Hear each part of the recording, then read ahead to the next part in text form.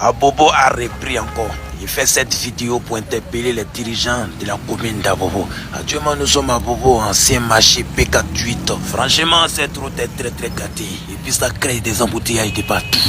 L'année passée, la mairie d'Abobo, je ne sais pas, ils ont donné ils ont arrangé tout ici l'année passée. Mais regardez aujourd'hui, ça a repris encore. Franchement, l'entreprise qui a fait l'année passée, il n'a pas bien fait. Pour passer même, c'est pas la peine. Ça crée un embouteillage de partout.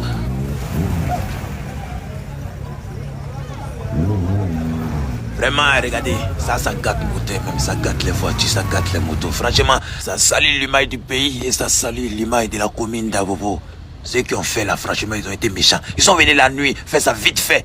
Mais regardez, ça a repris encore. C'est pas ici seulement, allons devant. Je ne sais pas si vous vous rappelez, à un moment, tous les médias se sont levés en dénonçant que dans la commune d'Abobo, toutes les routes sont gâtées. La mairie a décaissé là pour faire toutes les routes d'Abobo. Ils sont venus la nuit, vite fait. Mais regardez, ça a repris. Ça, c'est un autre coin encore. Tout ici a été fait. Ils ont bitumé ici.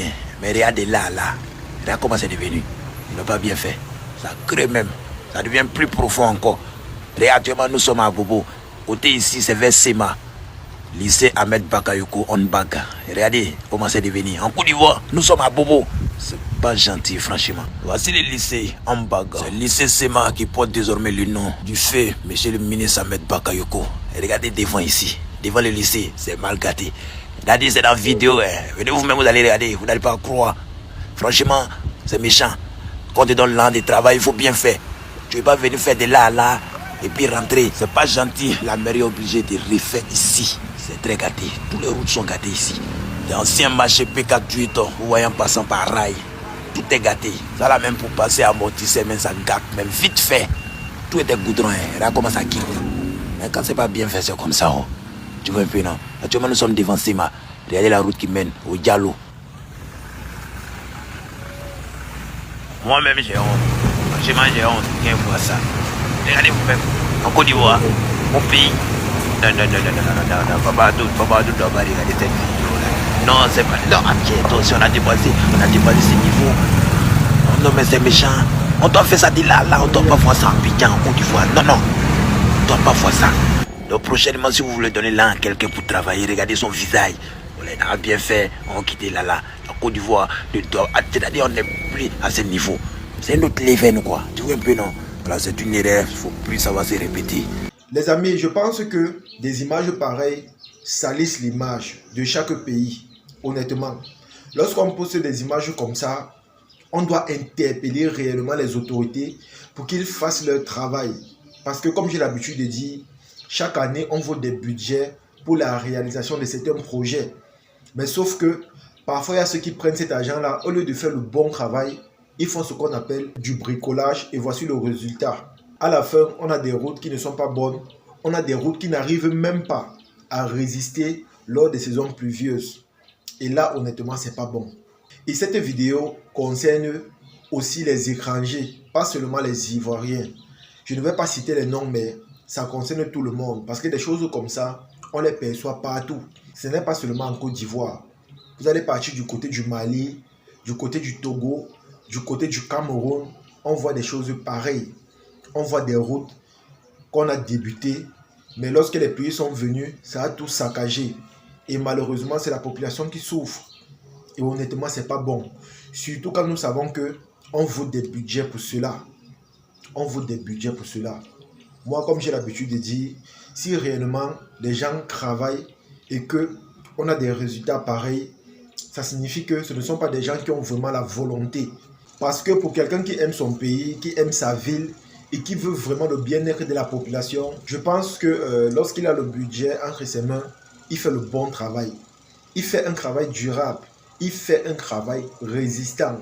Ça signifie quoi? Pour l'achat du matériel ou encore pour l'achat de ce qu'il faut pour la réalisation de ses projets, il va sélectionner la bonne matière.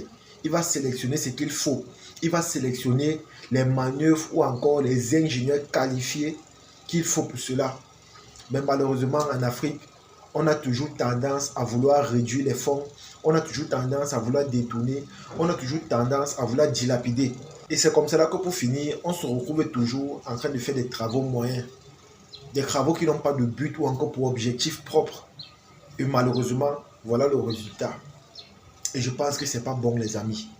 C'est pas bon pour l'image de l'Afrique, pour l'image de notre continent, c'est pas bon. Lorsqu'un étranger vient comme ça dans notre pays et qu'il passe à travers ces routes, dans sa tête, c'est que ce pays est pauvre et ne se développe pas. Donc du coup, il ne peut pas nous donner le respect qu'on mérite. Parce que selon lui, on ne mérite pas cela.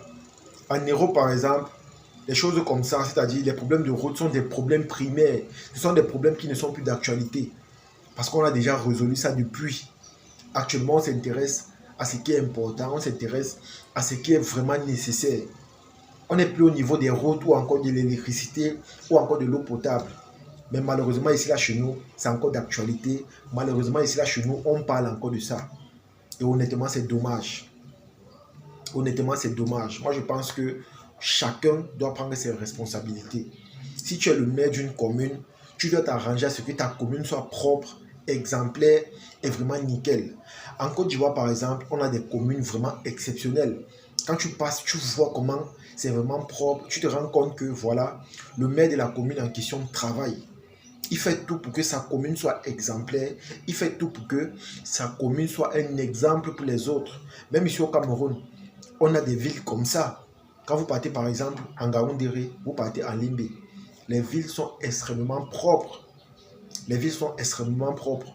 Au point où, quand vous partez dans ces endroits-là, vous avez du mal à vous reconnaître. Vous avez du mal à accepter que vous êtes au Cameroun.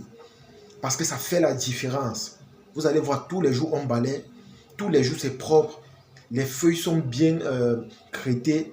Les ordures sont là bien traitées. On ne voit pas ça dans toutes les rues comme dans certains endroits.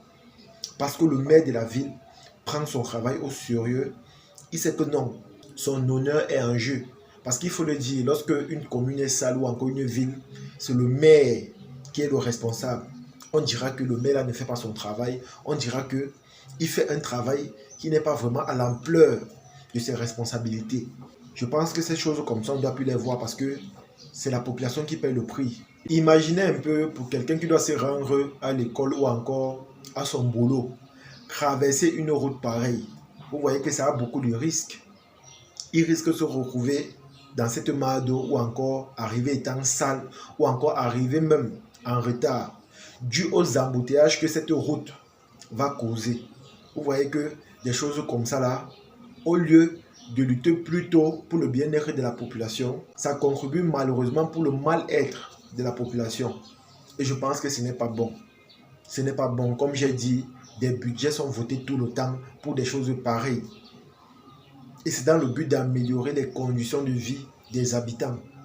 Mais si on fait des travaux en moyen, si on fait des travaux médiocres, je vous assure les amis, le résultat sera pareil. Parce que quand on voit cette route, on se rend compte qu'elle a été goudronnée, mais au fur et à mesure que le temps est passé, l'eau a fini par enlever tout le goudron là.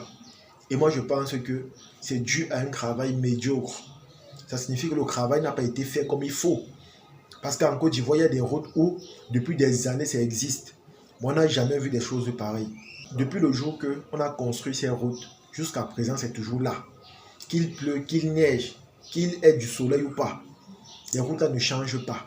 Ça ne change pas parce que le matériel utilisé pour ces routes-là ont vraiment été ce qu'on appelle du matériel de qualité. Et moi, je pense que c'est comme ça qu'on doit travailler. Comme j'ai dit, je ne parle pas seulement pour la Côte d'Ivoire, mais ce sont des choses qu'on observe aussi ici au Cameroun, au Togo, au Congo, au Gabon. Et des choses comme ça salit l'image de chaque pays et ça salit l'image du continent africain. Parce que comme j'ai dit, des budgets sont votés chaque année pour ça. Ce n'est pas un argent qui sort de la poche d'une tierce personne, non. C'est l'argent de l'État, c'est l'argent du contribuable. Et je pense que l'argent de l'État doit servir au bien-être de la population. C'est la raison pour laquelle on paye les taxes, c'est la raison pour laquelle on paye les péages, c'est la raison pour laquelle chaque jour, lorsqu'on veut dédouaner des voitures, on paye extrêmement cher.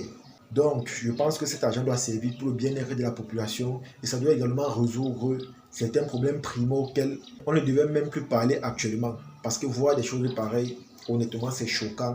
Je dirais même que c'est dommage. Et pourtant, les moyens sont là. En tout cas, les amis, c'est ici que se termine la vidéo. J'espère que vous avez aimé. J'espère que vous avez apprécié. Partagez cette vidéo au maximum et on se dit à la prochaine. Ciao.